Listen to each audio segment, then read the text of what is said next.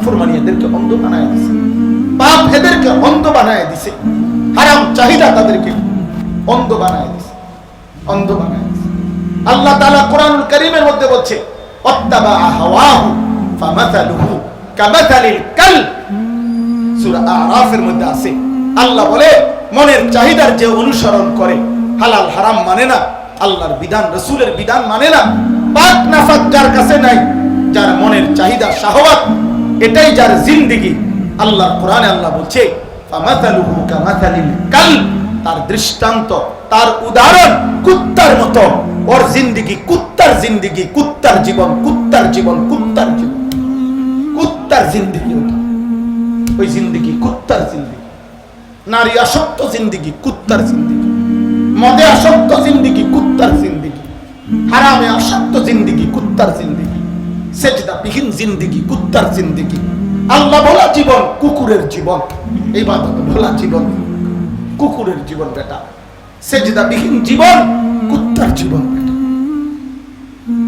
কুত্তার জীবন বেটা, অথবা তার চাইতে নিকৃষ্ট বেটা, বালহুম আদাল। কোরআনে আল্লাহ বলছে হয় জানোয়ার আর নয়তো জানোয়ারের চাইতে নিকৃষ্ট। আর সবচেয়ে ভয়ানক কথা হলো জানোয়ারের চাইতে নিকৃষ্ট কোনো নমুনা নেই। অর্থাৎ জানোয়ারের চাইতে নিকৃষ্ট বলার পরে এবার আর নমুনার বলার মতো কিছু নেই। কিসের সাথে তুলনা দিবে এবার আর কিছু নেই। এজন্য নাফরমান তার কোনো নমুনাই নাই পৃথিবীতে, পাপীর কোনো দৃষ্টান্ত নাই,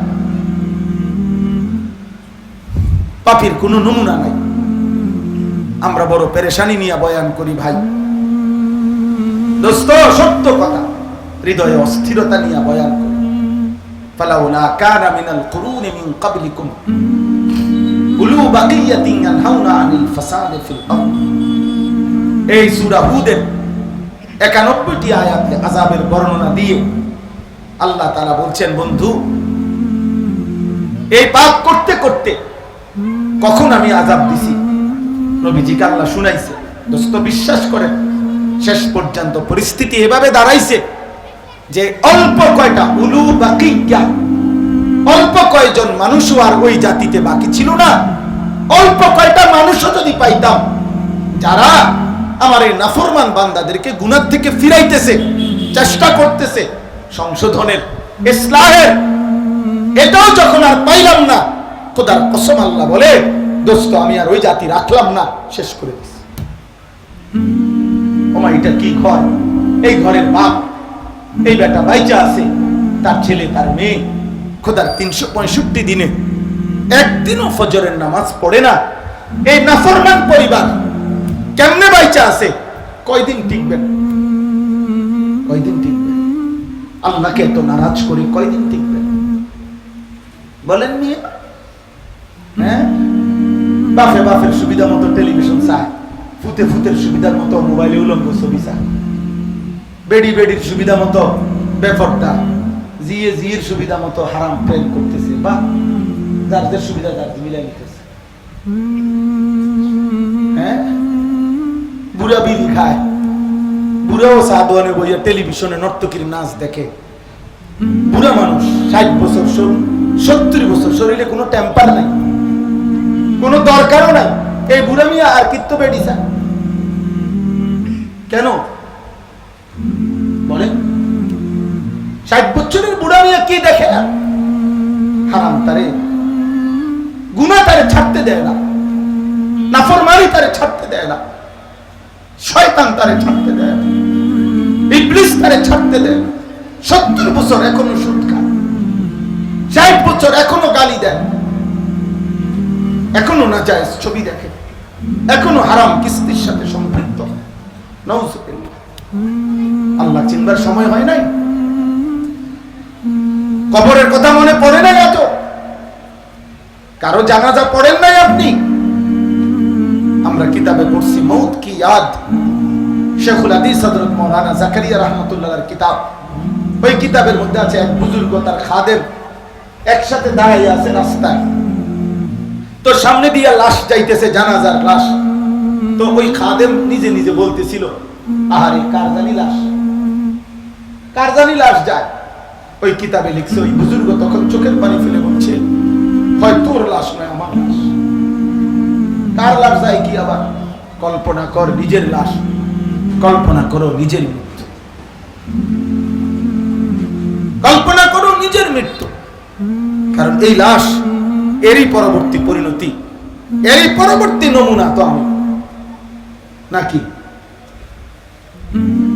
একটা কিতাব আছে রিসালাতুল মুস্তারশিদিন, আরবি, শেখ আব্দুল ফাত্তাহ আবু গুদ্দা রাহিমাহুল্লাহ এই কিতাব লিখছেন। সারা পৃথিবী বিখ্যাত আলেমে দ্বীন তিনি, শেখ আব্দুল ফাত্তাহ আবু গুদ্দা, আমাদের বর্তমান জাতীয় মসজিদের খতিব, আমাদের জাতির গর্ব অহংকার, আমাদের জাতির শ্রেষ্ঠ ধন।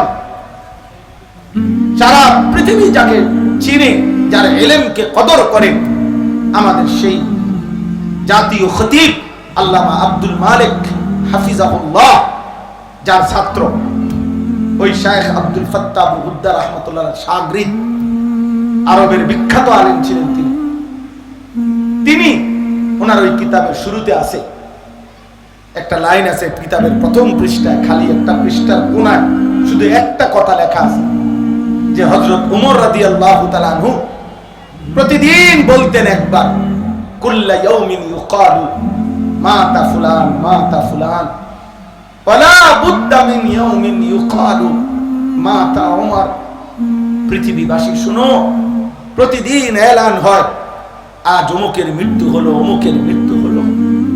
কিন্তু বিশ্বাস করো দুনিয়াবাসী, একদিন নিশ্চিত এই ঘোষণা হবে আজ ওমরের মৃত্যু হলো, আজ ওমরের মৃত্যু। এই ঘোষণা হবে, এই ঘোষণা হবে। আমার বন্ধু, আমার ভাই, রাত গভীরে আমি শুধু ভাবাইতে চাই, হৃদয় নাড়া দাও, বিবেক নাড়া। আলাম ইয়ানি লিল্লাযীনা আমানু আন তাখশা কুলুবুহুম লিযিকরিল্লাহ। আল্লাহ বলে, ঈমানদার মুমিন, আজ এতদিন হলো আমাকে ভুলে রইলা কেমনে বাবা? আমি আল্লাহর স্মরণ, আমার জিকির, আমার কোরআন একটু ধরবার, একটু পড়বার, একটু মানবার, একটু বুঝবার, আমার নাম জবানে উচ্চারণ করা, আমাকে একটা সেজদা দেওয়ার, আমার কালেমা একটু উচ্চারণ করার সময়, তোমার মনটা নরম হওয়ার, কলিজাটা নরম হওয়ার সময় আজও হয়নি। 365 দিনে যে কোনদিন ফজরের নামাজ পড়লা না আব্বা, তুমি আর কোনদিন পড়তা না? তুমি কি জানো নবী সাল্লাল্লাহু আলাইহি সাল্লাম স্পষ্ট বলছে যে না, আমার যে উম্মত ফজরের নামাজ পড়ে না, খোদার কসমে কোরআন হাতে বললাম, বুখারীর হাদিস, মুসলিম শরীফের হাদিস, নবীজি বলছেন আমার উম্মতের যারা মুনাফিক তাদের জন্য এশার নামাজ এবং ফজরের নামাজ পড়া কঠিন। ইন্না আসকালা সালাতিন আলাল মুনাফিকিন সালাতুল ইশা ওয়া সালাতুল ফজর। আসকাল, নবীজি বলছেন আমার উম্মতের মুনাফিকদের জন্য সবচেয়ে কঠিন হলো দুইটি নামাজ জামাতে আদায় করা, এশার নামাজ এবং ফজরের নামাজ। ফজরের নামাজ যে পড়ে না নবীর জবানে, সে মুনাফিক। হযরত আব্দুল্লাহ ইবনে মাসউদ রাদিয়াল্লাহু তাআলা আনহু বলেন, নবীজির জামানায় ফজর সহ 5 ওয়াক্ত নামাজের জামাত যে ছেড়ে দিত, লাম ইয়াতাখাল্লাফ আন্না সালাত, যে আমাদের মাঝে নামাজ ছেড়ে দিত জামাত ফজর সহ, খোদার কসম তিনি বলেন আমরা তাকে ভাবতাম ইল্লা কানা মুনাফিকান বাইয়িনুন নিফাক, আমরা বুঝতাম এটা প্রকাশ্য মুনাফিক হয়ে গেছে, মুনাফিক হয়ে গেছে, এই কারণে মসজিদের জামাত ছেড়ে দিয়েছে।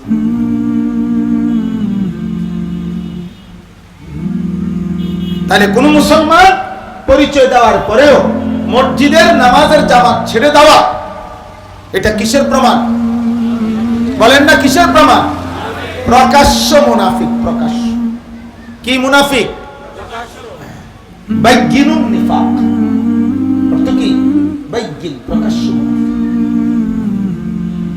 হযরত আব্দুল্লাহ ইবনে ওমর রাদিয়াল্লাহু তাআলা আনহুমা বলেন, আব্দুল্লাহ ইবনে ওমর বিখ্যাত সাহাবী, ওমরের ছেলে, তিনি বলেন কুন্না ইযাফতাকাদনা আর-রাজুলা ফি সালাতিস সুবহি ওয়াল ইশা আসানা বিহিজ জান।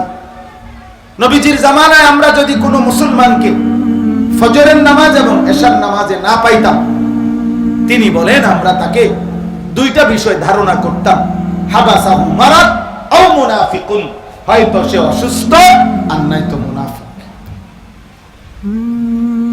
দুই কারণ ছাড়া, অসুস্থ কিংবা মুনাফিক ছাড়া ফজরের মসজিদের জামাত ছাড়তে পারে না। নবী সাল্লাল্লাহু আলাইহি সাল্লামের একজন সাহাবী শেষ বয়সে অন্ধ হয়ে গেছিলেন। প্রথম জীবন চোখওয়ালা ছিলেন, পরের জীবন অন্ধ হয়ে গেছিলেন। হারেস, পুরো নামটা আমার মনে নাই, হারেস কি যেন আরেকটু আছে নামের মধ্যে, ওনার ওই সাহাবীর নাম। তো এই সাহাবী শেষ বয়সে অন্ধ হয়ে গেছিলেন। দোস্ত আমার, ভাইয়া, একজনও যদি কলিজায় লাগে তো তোমারে আমি বলতেছি, ওই সাহাবী কিতাবে স্পষ্ট আছে মসজিদে নববী থেকে ওনার বাড়ি পর্যন্ত রশি, আল্লাহর কসম কিতাবে স্পষ্ট আছে, উনি রশি বান্ধিয়া নিছে। সকালবেলা ফজরের ওয়াক্তে ওনার সাথে আসার মতো ওনার গল্লি দিয়া কোনো লোক ছিল না, মুসল্লি ছিল না, অন্য গল্লির মানুষ ছিল। উনি এই রশি ধইরা ধইরা একাকী এই অন্ধ সাহাবী প্রত্যেক দিন ফজরের নামাজে মসজিদে জামাতে আসে। কি মনে এদেরকে বলেন না, আপনারা যারা মসজিদের ইমাম আছেন আপনারা হৃদয়ের সবটুকু দিয়ে বলেন, উম্মতকে ফজরমুখী বানান। ফজরের সেজদায় এই উম্মতের বিজয়, এই উম্মতের বিজয় ফজরের সেজদায়। এই উম্মত মাহদীর পক্ষ নিতে পারবে সেই উম্মত যে ফজরে সেজদা দেয়। হ্যাঁ, এটা মস্কারি না, এটা স্লোগান না, এটা জনসভার বক্তৃতা না, এটা রাজনৈতিক বক্তৃতা না, আব্বা, এটা তোমার রাসূলের কথা সাল্লাল্লাহু আলাইহি ওয়াসাল্লাম। ফজরের মুসল্লি বিনে মাহদী চিনবা না। ফজরের মুসল্লি না হলে দাজ্জালের হাত থেকে ইমানের হেফাজত করতে পারবে না। ফজরের মুসল্লি, ঈসা আলাইহিস সালাম আসমান থেকে নেমে আসবেন আসরের সময় সিরিয়া, ফজরের ওয়াক্তে মাহদীর সাথে মিলিত হবেন। ফজরের নামাজ পড়ে মাহদী এবং ঈসা ফজরের ইমানদার মুজাহিদকে সাথে নিয়ে দাজ্জাল এবং ইহুদি বেঈমানদের বিরুদ্ধে শেষ যুদ্ধ শুরু করবেন এবং সেই যুদ্ধে দাজ্জাল নিহত হবে, ইহুদি শেষ কুত্তাটাও নিহত হবে ইমানদারের হাতে। আসরের পূর্বেই বিশ্বময় ইমানের পতাকা উড়বে ইনশাআল্লাহ। এ তোমার রাসূলের ভবিষ্যৎ।